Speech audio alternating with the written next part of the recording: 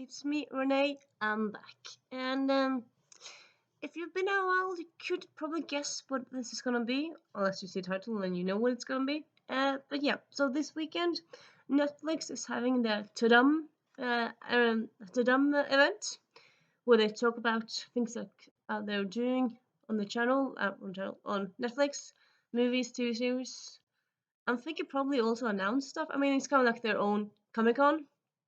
They started last year, and I think they seem to kind of be doing a like annual thing of it. But like, I suppose like why not? I mean, last year the pandemonium was huger, so you kind of needed to do stuff online and stuff. Now you can go to things um in uh you can go outside and do stuff. Well, I suppose it depends on where you are, but like in a way, it's not that strict anymore. But still, I mean, for one, Netflix, I mean, it's a worldwide thing, so having it be online, I think it's very good because everyone can see it. I mean, it's more available that way. And two, I mean, having like, I suppose even if they had like rented a place and like had people come, like San Diego Comic Con, they would still like be a thing. And yeah, Netflix having their own event, I think is kind of logical and cool and nice for them to like talk about their own stuff because they have quite a few stuff now. Some people talk how like say how like Netflix is falling behind and how like Disney Plus and Amazon are doing cooler stuff. I suppose yes, in a way. I would say Netflix, and yeah, Netflix probably. I mean, 5 years ago, 10 years ago, Netflix was the place, and now it's one of streaming places.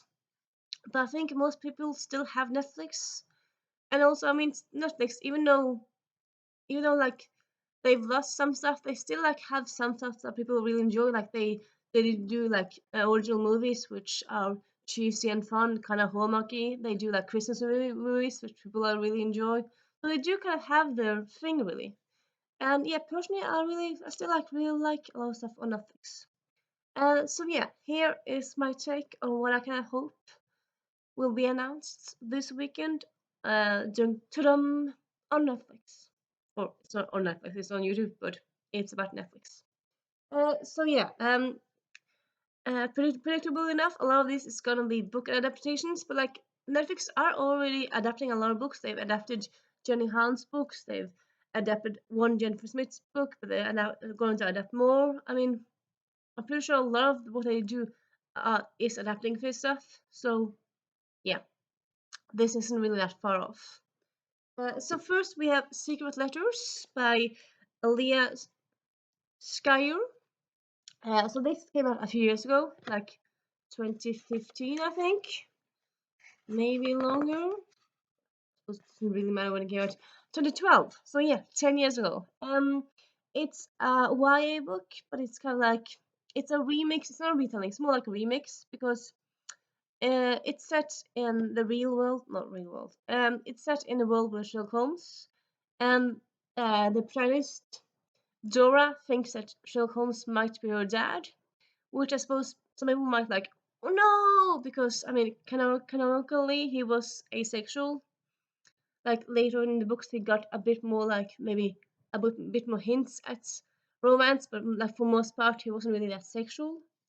But I don't know. To me, I'm not really that bothered, and I just like when I love something, I love kind of everything that does something with it, and this kind of having a mystery and like finding out is Sherlock Holmes her dad, and like I'm pretty sure there's more mysteries as well. Okay, I haven't read this in a hot minute, but I do remember enjoying it, and I think it'll be a fun little movie.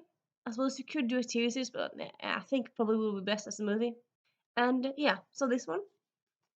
And then I'm actually going to talk about a Norwegian book, but actually earlier this year, a Norwegian book was adapted, and it kind of got a lot of praise and a lot of love, like both in Norway but outside of Norway as well. And like Netflix, what they kind of also are doing, like they do a lot of original shows from around the world, but also like yeah, post series from around the world. So it's kind of like an international place, I would say in a way. But yeah, having this be adapted is not really that weird as it might have once have been. It is Kes Crush. So this book just came out this year, actually. Came out in May. There's actually already a sequel out. Oh, sorry, there's actually already two sequels out because it's a trilogy. So yeah, it came out the same year. So this is all about a summer and a summer of love. Summer of love. That sounds a bit dramatic. Okay, so it's kind of like a tween thing. So it's like the story is kind of like geared towards 10, 12, 13-year olds. So it's about first love, first kisses, stuff like that.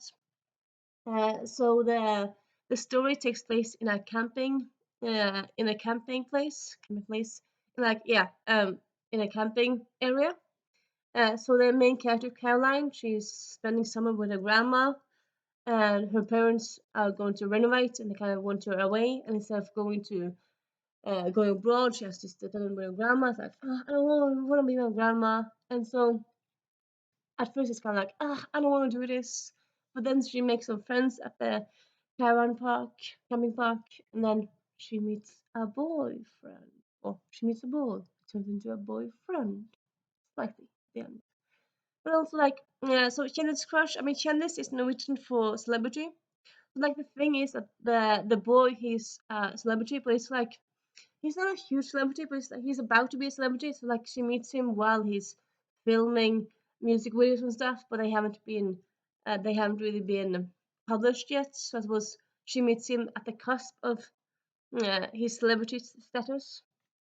And the second book kind of talks about how she deals with knowing someone who's famous, and then the third book is also about that. I haven't read the second and third book yet, but I do plan to. And yeah, I mean, I think that will be quite fun, summary little movies.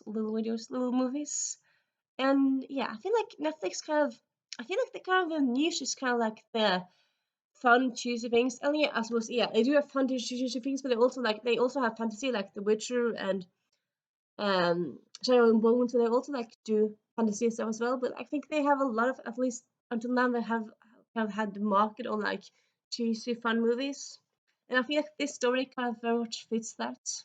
So yeah, and it wouldn't really be that difficult to make. I mean, it's just people and then sets. It's not fantasy. It's not costumes. It's just modern day. So I think, I mean, anything that's cheap to make, it's always a better sell, at least in my head. So yeah. And yeah, if you're curious, so far, pretty sure this only exists in Norwegian. It might be coming out in Swedish and Danish like next year because, I mean, that's how it often goes. It gets started to the closest countries first. But maybe it comes out in more languages in a few years. I don't know. It could happen. But as of right now, it's just Norwegian. So, yeah. Sorry, guys. Then we have Morgan Matson, or in other words, the Morgan Matson books. So it's not just, I mean, it's just an author. So like I'm holding up one of her books, but I'm kind of thinking of all her books because I mean right now there's one Jennifer E. Smith book that's been adapted that's on Netflix. There's coming another one. I'm pretty sure there's some different authors that I think maybe already have talked to Netflix that kind of have a deal where like they Netflix are making more adaptation by their books, not just the one book. So yeah, Morgan Matson as well. She always has this very summery vibes to her movies, to her books. It's not movies, it's books. And yeah, I feel like that kind of goes with the Netflix vibe, with Netflix feel. So yeah, Morgan Matson. And also Morgan Matson has a lot of fans, so like I suppose yeah, of course as always like when you adapt something you kind of have that built-in audience. And yeah, Morgan Matson has a lot of fans. So yeah, I think Netflix should really check this out. Then we have Wake Onto Me by Lisa Catch. So I talked about this in another video earlier this week. But yeah, I haven't talked about this one much. It's a YA, but I would say more like middle grade-ish YA. I suppose it's more like it reads more like younger YA, like 13, 14. And it's not like 17, 18 because there's no sex in it, but it's more like first love, impossible love. Because okay, so there's a ghost, and she kind of falls in love with a ghost, and like, I mean, how are you gonna do it? Like, how are you gonna make a relationship work with a ghost? You can't. I suppose you can if you figure stuff out, but like usually it's kind of difficult. And yeah, I mean, it's an old building, so he haunts the building, and she moves into the building. Well, building, it's a castle, I believe it is. Again, yeah, haven't read this in quite a while, but I do remember it being very nice and cheesy, and yeah, stuff that you kind of want to like click on Netflix, I think. And then we have another author I think Netflix should kind of talk to, and that's Casey West. So here I actually have two books. I don't know why I didn't put another Morgan Matson book here. I just didn't. But yeah, we have The Distance Between Us and Listen to Your Heart. And yeah, as you can see, they're both like summary. So like most of Casey West's books, they're either like set during the summer or set during a lot of the summer, or like they're like very summary based.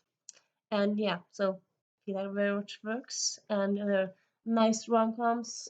This is I think this is kind of like a um kind of like unlikely no, it's not unlike it's kind of like what's the thing again, that movie You Got Mail kind of thing in book form, and this is a fake dating thingy, and yeah, we gotta love that stuff. So yeah. Then we have Vegan Virgin Valentine. I suppose you might think, okay, so this has kind of more like drama in it because there's virgin in it. This talks about sexuality and stuff, but it's not like racy. And also, like, Netflix has religion, so it's not like they are completely non-sexual on it. So yeah, and this also has a spin-off, which I don't remember what it's called. But yeah, it has spin-offs. So I suppose you could like do both books to adapt. So yeah. And then we have The Naturals by Jennifer Lynn Barnes. This one I would actually say like maybe do like a more of a TV series with this one, because this is a series, but also like could like work easily as a series. It's kind of like think um think Criminal Minds but for teens, which was kind of what they what it's been kind of pitched as. But yeah, it's set around all these smart teens who figure out crime. So they're smart, they figure out crime, but they're teens, and it's FBI who's kind of in charge of them. So yeah, there's crime, but there's teen drama, love, and yeah, I think it would be quite fun to have it as a TV series. That could be very cool. Then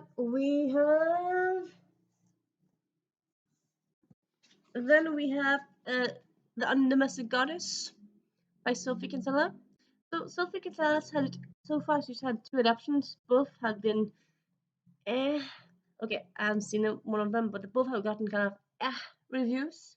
But like the books are just amazing. So I feel like I don't know, Everly Optimist, and I feel like maybe Netflix could do a better job than the other adaptations have done. And yeah, the Undomestic Goddess is a very fun book, as all of Sophie Kinsella's books are. And this kind of looks at like the 9 to 5 life, and how like it's better, or is it better to be living in city and doing 9 to 5, or living in outside city and like relaxing more, and yeah, and kind of also like mistaken identities and stuff. And yeah, I think it would be quite fun to really have this on Netflix, really. Of course, if they do it right, but that's kind of obvious for everything. And then we have Death by Bikini by Linda Gerber. This is the first in a trilogy. They're all called Death by. So it's a teen crime series. The first one is crime, and the second two are kind of a bit more conspiracies. But yeah, the first one is just kind of pure crime. And yeah, I feel like this could be quite a fun like movie trilogy on Netflix. I suppose yeah, you could do this like a cinema thing, like to the big screen. I feel like also like it's not like that huge of a story, so I feel like having it on Netflix could be quite enough and quite fun. So yeah. And then we have Fan Art by Sarah Togay. This is a gay love story in high school, which I mean, lately Netflix has been kind of known for doing high school things, high school movies. So yeah, adapting this I think would be kind of a natural step. And then we have Prince in Disguise. Something other that Netflix is known for is uh, blanking out.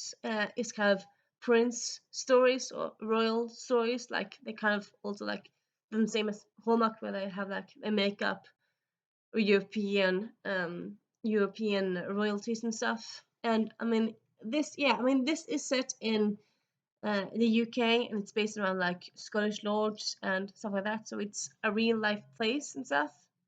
But I feel like, I mean, it's not like Netflix never uses real life settings. So I feel like this could be, yeah, quite fun to have it really adapted. Because, yeah, it's fun, funny, romantic, and I mean, it's kind of fun to have like a setting like in the UK or like around, like not just like in a small town, but like someplace fun. And this is fun, like you have castles and whatnot. So, yeah. And then, okay, so so last year it was announced that this is becoming a thing on Netflix. We do know it's becoming like a movie franchise and like making one movie out of each book, but we haven't heard anything so far. I mean, we just heard that one thing last year, and then we haven't heard anything more. Supposedly they're working on it, but they haven't said anything. Like they haven't talked about like how they're looking at interesting people to cast, or they have like doing a good script and stuff. They have nothing more. So honestly, like for the rest of these, I'm kind of like just wanting them to announce stuff. Well, this one I kind of want them to like, because I know it's happening. I kind of want to give us something, give us a poster, give us small casting for like one of the minor characters. Don't have to give us the main character, but like give us a small casting. Tell us something, please. And you're thinking like, what am I talking about again? I'm talking about the Mediator by Meg Cabot. Yes, well, this is coming to Netflix. It was announced last year. I can I can link my video I did, which I did last year, to like my hype, because yeah, this is one of my favorite series of all time. So I'm so over the moon for it becoming a movie. But yeah, so far we haven't heard anything. I suppose in a way it's kind of like in traditional what Netflix often does. They often like you don't really hear anything, and then in for example May they might talk about movies that are coming out in May, or like movies that are coming out in the summer. So like, and then suddenly, oh, well, this book is been adapted, and you like it's been filmed and everything, so you don't really know what's happening until like it's coming. Like I feel like before you like often used to know when it was announced, and then you kind of found out about the cast, and then you got like pictures from the set and stuff. Now you don't really get all of that. Now it's just kind of like nothing happening, announced, it's coming, and like, I mean, yeah, I suppose cool, but like, I really liked getting set pictures and set and use and stuff like that, and I feel like that's not really a thing anymore. Yeah, kind of makes me sad. Well, I suppose it's a thing sometimes, like Bridgerton does it, and then